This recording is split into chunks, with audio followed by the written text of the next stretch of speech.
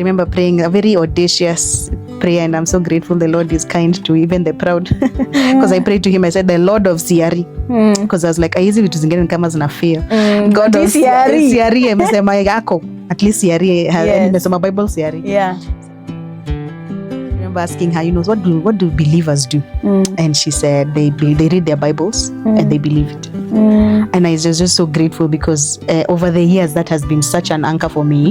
So that even when I tell you right now, I'm so passionate to equip women with reading their Bible and with the Word. I'm just like, it started there at 17. And so I think I just began to distance my heart from the truth of the Lord, and that was really dangerous. I mean, it got me to a lot of trouble, as the story will continue to reveal. Hello, ladies and gentlemen. My name is Melody, and welcome to another episode of Talk the Talk with Melody. Today it is very special because we are wrapping up this waiting season. Na niliwaambia, we save the best for the last. And let me tell you, I'm with the guest mwenye mumetafuta sana, the most recommended, the most wanted, the most everything. And she is right here with me. Before that, wengi mmekuwa mkiniuliza, any Melody, you're called Melody, are you a singer or what? Yes, I actually am a singer, and you can find my music at Cynthia Melody. I haven't done anything much about it, but I do run a music event called Hymns and Mags on the side. So kama mmekuwa na hiyo swali sana, let me tell you, you can find it. There is something we've been anchoring our whole waiting season on. Inaitwa the book of Isaiah 43. Ama ni 40. 40. Yes, ni 40. Hey, niko na watumishi sasa, I have to be careful. Yes, so it talks about how wamtumainio Bwana. Yes, how watatinkiswa kamwe. These people are actually gonna have their strength renewed in their waiting season. And the Lord literally is going to guide them and walk with them through the valley, the shadows, and everything in their life. So if that has been your life, and these past episodes that we've been doing have been encouraging to you, welcome. Leo tuna mengi ya kusema because my guest has the mostest of stories to share. So a bit of background stories if you're new here. By the way, we've done a couple of waiting episodes that are linked in a playlist called The Waiting Season. You can find all of the videos that we've done concerning waiting. Alafu kama hauja subscribe, we are on the roads of getting this podcast monetized so that we can give you content. Alafu tena, please share it with someone and bring someone also to join us and to watch this episode with. Before I introduce my guest backstory, so I've met Leah a few months ago and we talked about this podcast and we are happy that it is happening. So ladies and gentlemen, round of applause, drum rolls for Leah Kagure. Mimi sija butcher your name. Hujabucha lakini umezisema in different order. Kagure is my middle name. And then, is my nice. Yes. So karibu sana Leah. Asante. Tell the world who this beautiful woman is. Wow. I'm Leah Kagure. And I love the Lord. I mean, that should be enough, sindio? Hey, for a beautiful woman. Especially for a beautiful woman. We thank the Lord. Yeah. So, a bit of backstory. So, Leah is the leader of a women's group called Pambo. So, let's talk about Pambo for a minute. Awesome. What's Pambo? What is Pambo? Pambo is a ministry for women. I really felt the conviction to start a ministry for women because I think when you look at churches, and we look at churches where we think, that the gospel being taught there is not a good or faithful gospel, most of those people in there are women. And they're being taken for granted, they're being hoodwinked, they're being lied to, and I just wanted an opportunity to get them taught the true gospel and trained so that they can live a life for Jesus. Pambo is a Kiswahili word for adornment, and it's just pointing to 1 Peter 3, where Peter talks about especially wives, but I think it's something beautiful for women to do, to be adorned with the gospel. And then I think it's Paul who says in another book where he speaks about women like adorning the gospel as well. So the fact that we both put on the gospel and then make the gospel beautiful. And that's why I named it Pambo. So have you always been passionate about this Pambo thing or about women? Literally? Well, I feel I've grown in a passion for women as I've been exposed to ministry. The circles I've been in, I've given opportunity to read the Bible with women, to talk with women, and I think I just continue to be persuaded all the more that women need to be equipped. I mean, sometimes you'll find churches don't always, even if there's a women's ministry, it's like, oh, women got together and maybe they took clothes to some needy people. Like I feel like women are not necessarily always encouraged to meet together to read the Bible. It's expected that they're getting enough Bible in the service. They don't need to really sit down, study the Bible in depthly. And I think I just have a passion for seeing women really equipped with the gospel, really encountering their Bible, sitting and reading it and being excited for what Jesus is saying, and then putting it on. I mean, really living out the gospel that they now know and want to live. Because I think the thing with women being in those churches is that they do have a desire, a real hungering after Jesus, but they are taken advantage of. They are told Jesus is like this, and no one is really training them to know, is that really what Jesus is saying? And so I ran some Bible studies. I write a blog at pamboforwomen.com. I am hoping to follow in your footsteps. Sometimes the babes lead the way, the younger ones lead the way, and the ones follows. The older ones learn and they follow. So that's what we're asking Gen Zs to do in our country as well. So just hopefully a podcast. You never know, other resources, audiovisual, books. I mean, the written word will almost always be the thing that endures for a long time. So happy to be blogging. Maybe books will come along as the Lord leads and helps. But really eager to keep equipping women with the gospel so that they live it out, they adorn it themselves, but also make it beautiful in their families, in their churches, and just this whole life. Yeah. So Pambo is for all women? Pambo is for all women. I mean, there are some men who still access our for their wives, writings. I hope. Not just for their wives. You see, I think something I actually saw you made a point a few days back about the fact that everyone needs the gospel. Yes. The gospel is not male. The gospel is not female.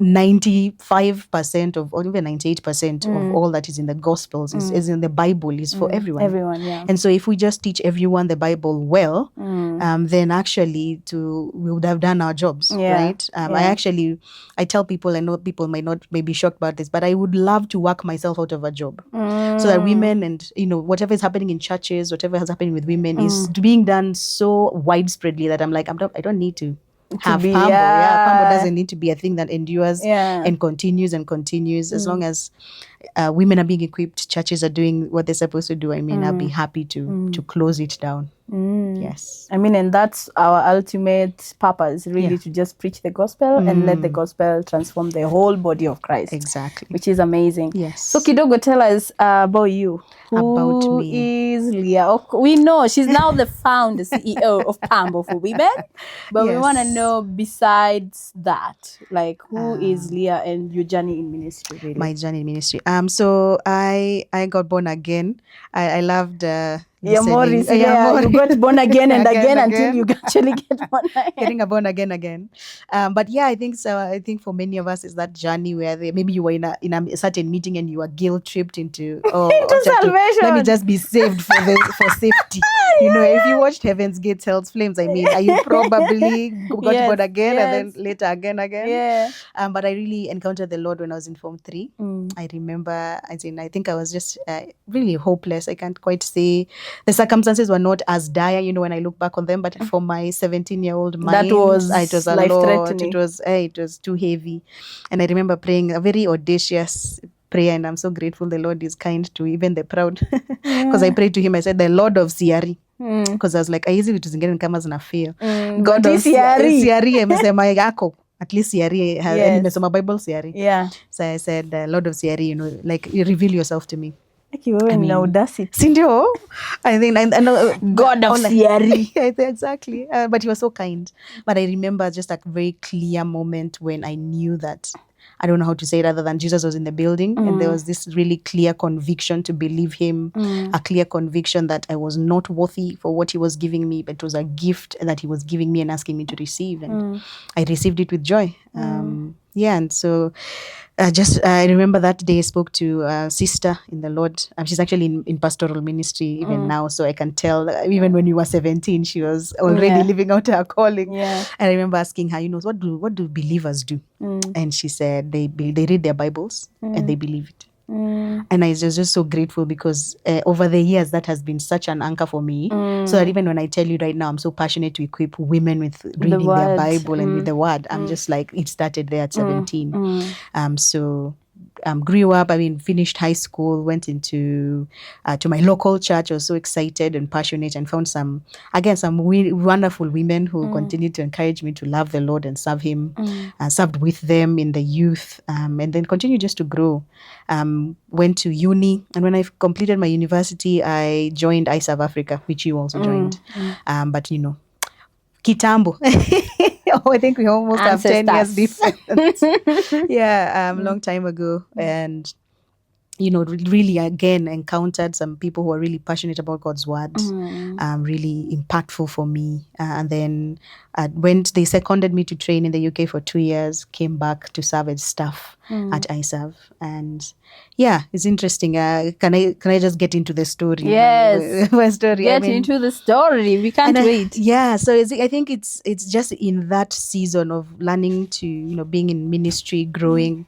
I think really, I can't tell you exactly when, but there's a time I think it got when I started to disbelieve the gospel, and I don't know how to say it nicely. That's very interesting. That's very interesting. You're in ministry. Yeah, we just had a conversation with Maurice, and he's like, daily walk with the Lord. Ministry. I think it was part of my training in I was reading in the Bible every day, but it was more like a textbook.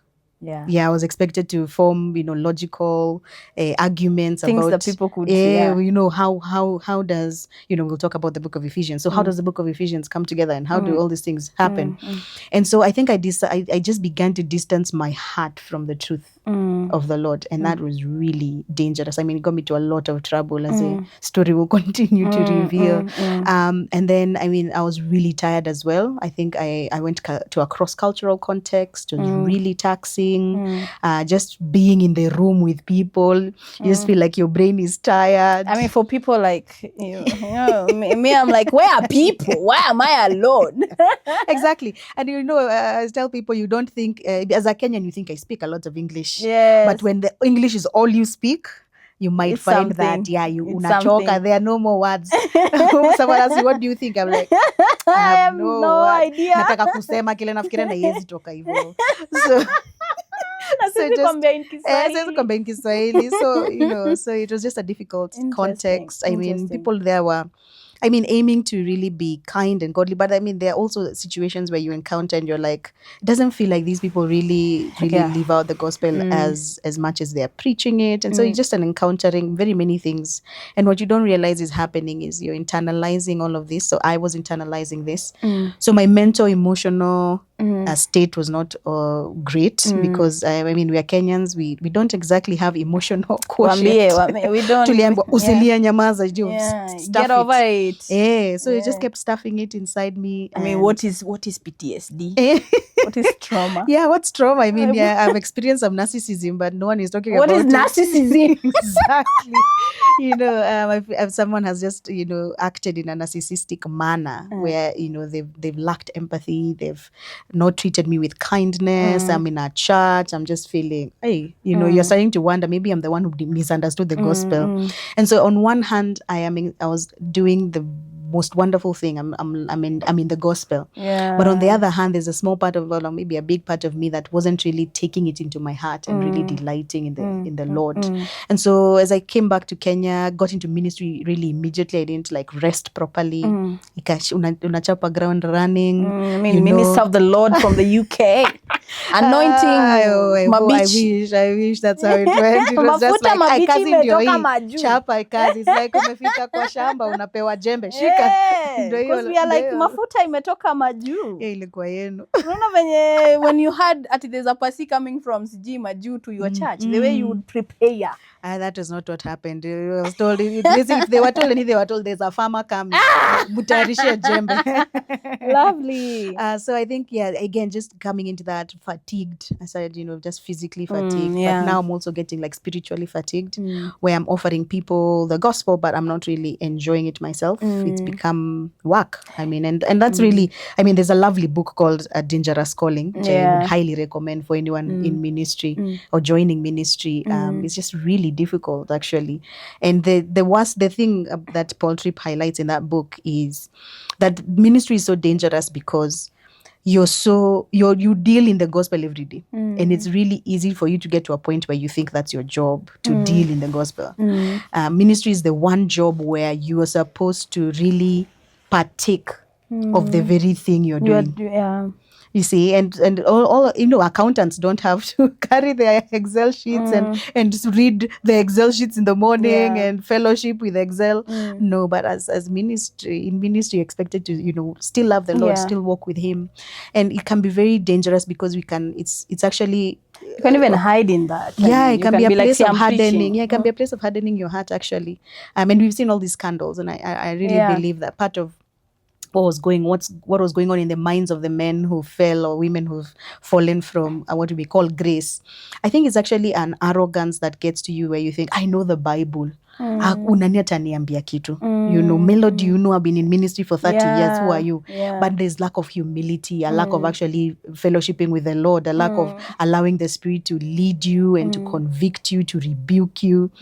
And so I think I was in a state where I could tell internally I wasn't well. But externally, there were so many demands on me. So I just choose to ignore. I get home and I try and numb myself from all the tiredness I'm feeling, all the vulnerability I feel. And I know I should take to the Lord. But also in a complicated way, I'm also angry with the Lord. I mean, nezaje kwa nakutumikia, alafu ukanichosha hivi.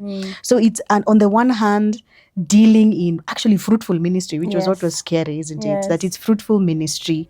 But on the other hand, there's in the internal life, there's a darkness, there's a rawness, there's a ni desert tuko ndani, hakuna wellspring of living water. Yes, really. And just to put like a spanner on the wheel right go there. on. Because I know many of us don't expect to hear this. This is not a conversation we would have over tea, over lunch with ministers. Because we're like, I think, and especially in Africa, anyone anaitwa missionary to mishi, there's something there's a way we've linked them. There's a way we've hierarchied them to a point where akipitia ka something we are like, we uongea na God every 4:30 a.m. in the morning. What's up? What do you mean you're depressed? Or what do you mean you're actually exhausted? And then another thing on the flip side, we never get pastors who literally say, actually, church, I'm exhausted.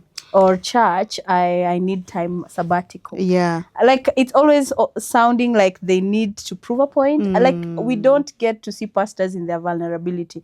The point we get to see them is when now hell has broken loose. There's someone going for therapy or there's someone marriage pasuka or something. So we get to hear things at the worst of the worst. So what do you think, like even as African churches with ministers, what do you think church care is something that we really need to embrace? And how do we go about that? I was reading something, and a quote, it's a famous quote. It says, the best of men are men at best. And it's just meant to show you that no matter how highly you see someone, at the end of the day, that person is just a person. They are human, they are fallen, they are sinners.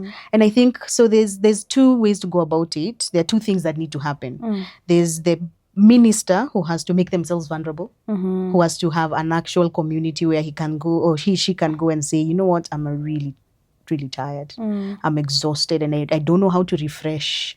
And it's really difficult. One of the things is in ministry, you're meant to be refreshed by the very thing that you spend your day doing. So it really can be a very complicated scenario because you're still a sinner and fallen, and you think, I don't want to read my Bible.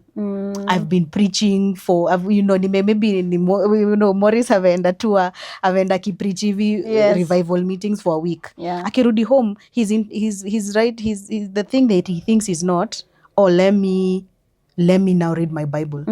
He's like, I've dealt with it the whole week. What do you carrying. mean? I just want to rest. You tell yourself, maybe I'll watch something or I'll do something else. But actually, going to the Lord is refreshing. It's meant to be refreshing. So there needs to be people around us who tell us, you need, and sometimes just I remember in a time I was very depressed because I'm coming to tell people about my depression. I remember being really low, and one of my friends just literally sat me down and preached to me. And in my head I was like, I'm the teacher of the word. Do I need this? And then I think I sat there and I thought, this is actually a privilege. Okay. At the end of the day, my friend is thinking, I'm just giving you the thing you need. Yeah. You need to think upon the Lord. You need to think about how he loves you. You need to think those things. And still my heart there's still a gap in my heart where I'm like, I know that's what I need. And but I can't exactly take hold of it necessarily. There are things I needed to work out. So there's the minister who needs to be vulnerable, and there's the church family that needs to actually realize that person is a human being, that they need the support. They need you to show up to their house with a cooked meal, not just waiting for them to cook for you. Mchungaji nimekuja. No, bring the meal. Nimekuja na chakula, si tukule, niache umechungu, niache umekula. Instead of just going and constantly expecting this person to give you and give you and give you and give you, when do they get refilled? When do they get fed? When not just like physical food, but also spiritually. Do you go and tell your pastor, Pastor, I've been, this is where I've been in my quiet I times. feel like now maybe that's why the prosperity preachers are like, go bring this. Sindio? Kila mtu kwao akiitisha kitu. Perhaps there needs to be a gentleness within the congregation where there's this aspect where people think they are so needy and that they think that the preacher's job or the minister's job is just to give them and give them and give them and never think, okay, what does this person need? What would be good? Can you even call your pastor and be like, Pasi, how can I be praying for you? Do you know how empowering and encouraging that is to know that, as Morris was pointing out, there's a spiritual battle. I'm not just because I'm able to preach powerfully doesn't mean I'm able to do that all the time. I need grace. I need strengthening from the Lord to be actually really encouraging, to actually just get a message from someone who you're serving, to be like, I was praying for you today. How can I keep you in prayer? This morning I woke up to a text from a really good friend who was like, how are you doing? And they're asking me, and they just don't leave, how are you doing? They're like, how is this? How is this? How is this? Like they literally, so what I did is that I literally had to accept that it's my job to be vulnerable and be like, this point, this is how I'm doing. On this point, this is how I'm doing. On this point. So you see, my friend and I are doing the thing where she's being intentional in asking me, and I'm being intentional in being vulnerable. And I think, I remember listening to something, there's American Gospel, right? I think it's free on YouTube. To see the first one. Yeah. The first one is free on YouTube. And there's a part where I think it's Matt Chandler who says, if someone comes to me and says, I know what you did, I would happily tell them there's nothing that you know that 5 or 6 other men don't know. And that's actually a testimony to the people who are in ministry, and like the deliberateness of your vulnerability. That I will come and I will call Melody in the middle of the week and be like, Melody, I'm really in a hard place. Yeah. I'm really this is my particular temptation. And at the church moment. need to feel safe for that. Yeah. And so, but the church is it safe if I go and tell someone I'm serving that I'm really struggling with this, and the next thing I hear it coming from another direction, nilisikia ati unasafa sana, unachapana na dhambi. What is wrong? Nini wamini? And I'm like, I'm just a human being in need of grace. The pastor. There needs to be room for vulnerability, room for confidentiality, as you mentioned. And an actual deliberateness in care. Yeah, in care. Especially. Thank you. So we're gonna dive right into what is waiting for you. What do you define waiting as? Because through these episodes, we've just been like, waiting, this and this and this, and people have different stories that they've shared on this podcast. Yeah. But I just want to know, we thank God so much for your experience in ministry and all that. How has that sort of like marry into your waiting journey? And what is waiting according to you? Oh, waiting. I mean, waiting is waiting. This is the challenge. That's usually, if I would have removed my phone and be like, define waiting. But it's just being in a state of, I think for the Christian, waiting is really being in a state of looking up to the Lord. And one of the things that I were really found helpful in my own journey, as I was telling you, is I love the book of Ephesians for this reason, that I think it is actually, we need to reframe our worldview. I think that's really vital for us to actually make sense of waiting. Because the way we see the world and interact with the world is actually not gospel-centered. Just because we read our Bibles doesn't mean that we automatically take on the view that the Lord has. And why if anyone who's ever asked me, so when I tell you I have Bible studies, every Bible study will start in the book of Ephesians, because I think it's so vital in reshaping and reframing our before worldview before anything else. Because again, Ephesians is actually really good because not many Bible books have the benefit of, you can go back to Acts and actually see what that church was like. See when the gospel came, how it was, as the gospel endured, what it was. I think there's no church that really has as much detail, maybe Corinthians, but Ephesians has quite a bit, because you will read it in Acts for the foundation. You read the letter to the Ephesians, but Timothy, the books of 1st and 2nd Timothy actually written to Timothy, who is serving in Ephesians, in Ephesus, I mean. So it's really helpful to have a good context of Ephesus and the Ephesians. And I feel like I am so connected to those Christians then, because they were actually going through they needed a real reframing. Because you can imagine, you are a pagan worshipper. The temple for your God was a wonder of the world. Imagine. Okay, so people could see it from Kambali, and people were traveling across the empire to come see this temple. Your livelihood was tied to that. Whether niwe utakuwa na hoteli on the way to the temple, ama niwe utakuwa kiunda to sanamu for the people, to see exhibition, exactly. And you also have a people who really have a big view of the spiritual world, so that they know that they are spiritual forces. So you read in Acts, you'll read about the sons of Sceva who went to exorcise a demon, wakavunjwa. And so you have people who understand that there's a spiritual realm. There are people who are trying to gain power in that spiritual realm. In that spiritual realm. So you have the sons of Sceva doing something, but also in I think it's end of chapter 19 of Acts, where you find that they had books that they were reading on magic and trying to be, equipped and safe from spiritual forces. And so they become Christians and they are forsaking all of those things. And it's a real challenge to think, how does the gospel answer my everyday as an Ephesian? And so as Paul is writing to them, I think he is really trying to help them in their reframing, which we ourselves need. And one of the big things he highlights is how our Christian identity is really tied to the goodness of God, the Father. So I love that. I know so many people will think that the Old Testament, they know the person of the Trinity that I most link to is the Son.